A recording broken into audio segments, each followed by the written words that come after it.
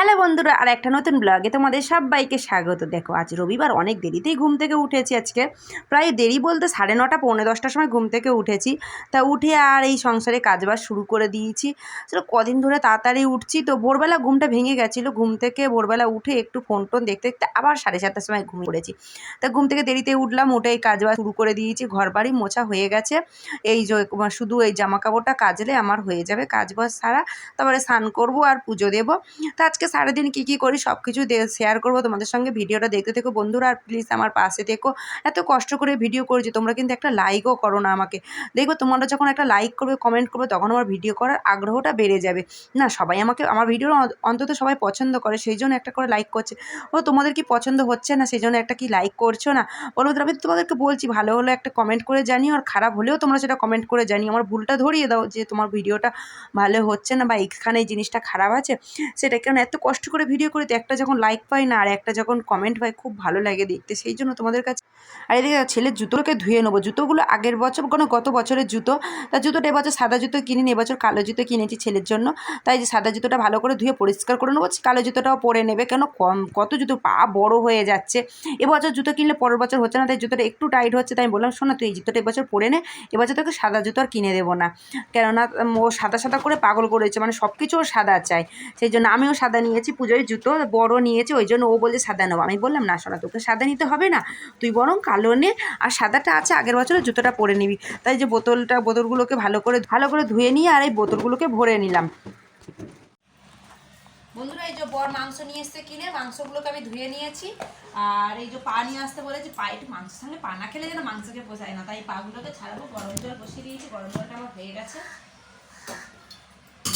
সকালে ব্রেকফাস্টও খাওয়া হয়ে গেছে, পুজো টুজো দিয়ে দিয়েছি। এগুলো পাতে মানে ব্রেকফাস্ট খেয়ে তারপরে এই বর বাজারে গেল, শুধু মাংস নিয়ে এসছে, ঘরে সবজি আছে তাই মাংস করব। আর এই যে পা আনতে বলেছিলাম, পাটাকে একটু ভিজিয়ে দিয়ে ছাড়িয়ে নেবো।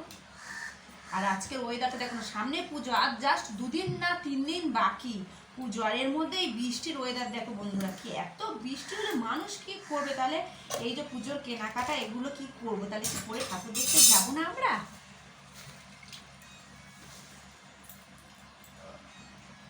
আগুলোকে ছাড়িয়ে নিয়ে সবজি টবজি কাটবো। এখন বাজে 12টা। আমি দেরিতেই রান্না বসাই রবিবার দিনকে, কেননা আমাদের খেতে খেতে সেই 2:30 পৌনে 3টে বেজে যায়। ওই জন্য দেরিতেই আমি রান্নাগুলো বসাই, রবিবার দিনকে দেরিতেই রান্না বসাই। ওই জন্য আমি 9টায় উঠি কিংবা 10টায় উঠি, আমার অসুবিধা হয় না, যেহেতু দেরিতে রান্নাটা করি আমি, আর দেরিতে খাওয়া দাওয়া হয়। তাই তো আজকের ওয়েদারটা দেখি কেমন কি থাকে, তারপরে যাব ক্যারাটে ক্লাস। নইলে যাবো না, আজকে লাস্ট ক্যারাটে ক্লাস হবে, কেন পুজো পড়ে যাচ্ছে। এই যে বন্ধুরা, এবার সবজিগুলো কেটে নিই।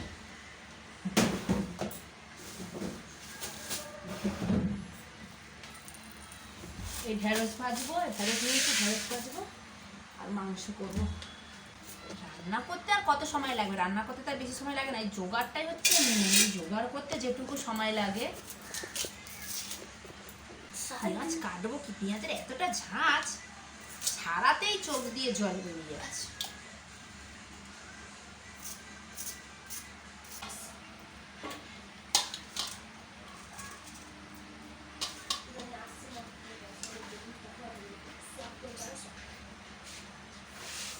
মাংসের জন্য আলু কাটা হয়ে গেছে, পেঁয়াজগুলোকে কেটে নিই। বন্ধুরা, খাওয়া দাওয়া শেষ করে এই যে ফল কেটে নিয়েছি, ফল খাবো, খেয়ে এখন ঘুমাবো। ঘুম থেকে উঠে ছেলেকে নিয়ে চলে গেছি ক্যারাটে ক্লাসে যাওয়ার আগে ছেলে বলছে, মা ফুচকা খাবো। ওকে বারবারই আমি একটা কথা বলি, শোনা, সবসময় ফুচকা খেতে নেই, ও ফুচকা খেতে খুবই ভালোবাসে। ছেলে থেকে কি কিনেছি দেখো বন্ধুরা, ছেলে কিনেছে এই যে এইটা, বললো মা পাপার গাড়িতে দেবো, তাই ছেলে এইটা কিনেছে চাবি রিংটাও কোথায় রেখেছে খুঁজে পাচ্ছি না। আর এই দেখো বন্ধুরা, আমি এটা এই যে মা লক্ষ্মীর ঘট বসাবো বলে, আমার পেতলের ঘট ছিল ঠাকুর ঘর দিয়ে, ঠাকুর ঘরটা বাইরে ছিল আগে আমার, ওই ঠাকুর ঘর থেকে পেতলের ঘরটা আমাকে চুরি করে নিয়ে চলে গেছিলো, সেই জন্য আমি স্টিলের ঘটেই ঠাকুরকে ঘট বসাতাম। তাই এই যে গেছিলাম, এই যে ঘরটা দেখো কত সুন্দর কিনেছি আমি। এইখানে আমি এই ঘর জিজ্ঞাসা করেছিলাম 180 টাকা, কিন্তু আমি ওখান থেকে 120 টাকা দিয়ে এই ঘরটা নিয়ে এসেছি। তারপরে নিয়েছি আরেকটা, কী বলো তো বন্ধুরা, নিয়েছি বাবা মহাদেব নিয়েছি। দাঁড়াও তোমাদেরকে দেখাচ্ছি, আমার ছোট্ট আছে শিব ঠাকুর, তা আমার খুব অনেক দিনের ইচ্ছা যে আমি একটা বড় মহাদেব নেব। এই যে দেখো বন্ধুরা,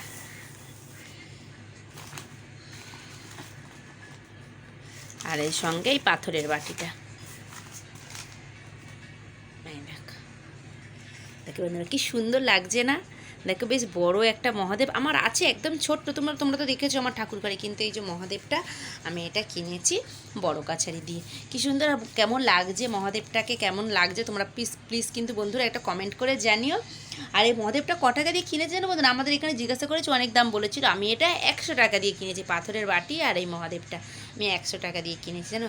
তো বন্ধুরা আজকে ভিডিওটা এখানে শেষ করছি, টাটা।